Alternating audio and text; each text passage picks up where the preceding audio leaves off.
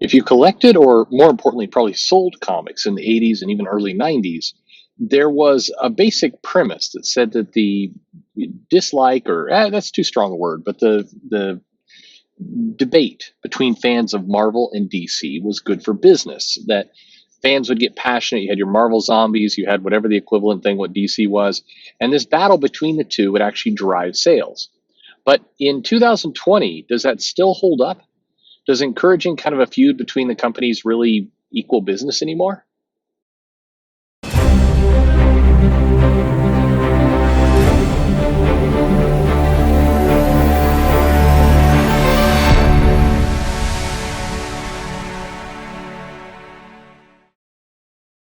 Hey everybody, this is Perch. If you listen to this channel enough, then you know the answer is no. In which case, we're done. So leave your comments. But no, I'm just kidding. The it was so much an ingrained part of comics and the business that the Marvel versus DC kind of quote unquote feud was good for business. That by encouraging it, it kind of got fan attachment, and it got people kind of going into comics, and it was a positive. But those days are clearly over. It's no longer the positive that it once was, and you might argue that it wasn't as big a deal as people made it out to be. But in the 80s and the 90s, you could make a case that said that, by pledging your loyalty, and by kind of really being a strong Marvel fan or a strong DC fan, that you'd buy more comics and you tend to be more loyal, maybe more loyal than you needed to be in continuing runs, continuing comics, and you felt an attachment to that company.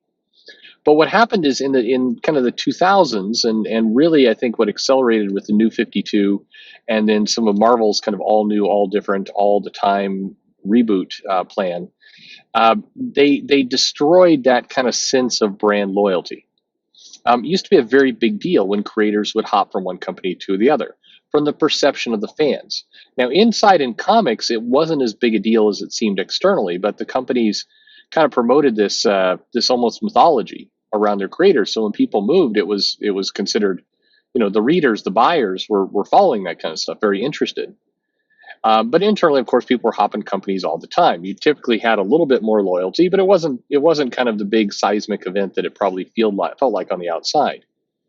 But in the 2000s, people started to hop more and more, and I think a number of things did this. I even think having the image creators come back to do the Heroes Reborn bit probably kind of demolished this further. I think you had the image revolution, so you had a bunch of people who were big kind of Marvel fans follow these creators over to Image. They had their titles. You had about a good solid year of excitement, and then things started to peter out as titles became late, and there's still interest there, but it kind of, the Image brand diluted to some extent. And then they went over to Marvel, and it further muddied the waters. And then of course Jim Lee winds up at DC, and it overall, that kind of idea of territory for loyalty kind of fell apart. Today, there's still certainly people who like DC over Marvel, or vice versa, but it's not anywhere close to the same amount of passion that there was, say, 30 years ago, where there was very, very strong fans of a company. Today, most people will move from one company to another company if the comic and the creative team looks interesting to them. They don't put up the same kind of walls that they had before. And I think you could argue that that's been, in some ways, harmful to business. One of the reasons, or one of the side effects of this loyalty is fans were very engaged. People who were readers were very much into comics. And today, by being more discerning consumers, whatever you might call it, they're not as into comics as they were. So some of these things just don't have the same impact. It doesn't hold the same weight. And kind of, as you could say, related to that is people are just buying fewer comics, or just not as attached to things. But what's interesting is that Marvel, and to some extent DC, but you see this more from the Marvel side, they still seem like they want to have this feud going on. Every now and then, Joe Q will drop some kind of shade. This Comics Day is Wednesday variant cover thing that Marvel did. It's hard to tell if they're just kind of playing themselves at this point, or if it's just kind of a tongue in cheek. They're kind of referencing the feud in the past, but nobody really has the heart for it anymore, or what's going on. It's not clear. It's just not clear what's going on anymore. I can't tell if Marvel's serious with this stuff. But assuming they are for the moment, it's clearly not translating to more business. The floppy market is shrinking. Several of the efforts to kind of get people inspired about a Marvel versus DC battle just have gone nowhere. People haven't bit. And I think on top of that, in fact, in many ways, it comes across more tone deaf than anything. It comes across as, readers are kind of wanting to get into comics and they don't want to have to make these picks over, which comic is better than another comic. It just the whole battle, the whole controversy just no longer makes sense to anyone. I don't want to. I mean, I can go into further, like, did we destroy something in the brand by doing this? Did we actually start to lose some money that we should have gotten?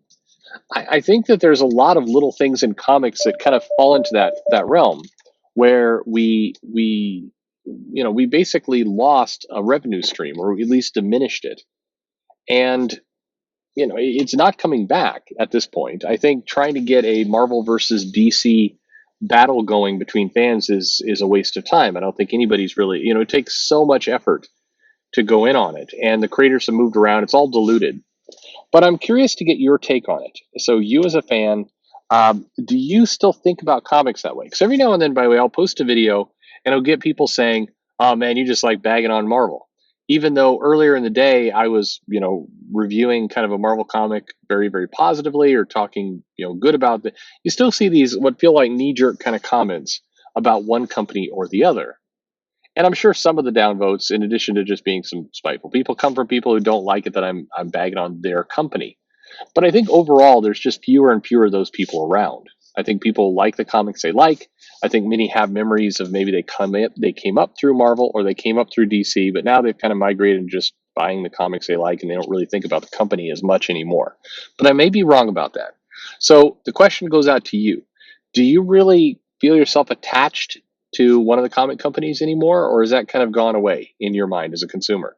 Let me know in the comments below. Like, subscribe, click the bell for notifications, all that fun stuff. And thanks for listening.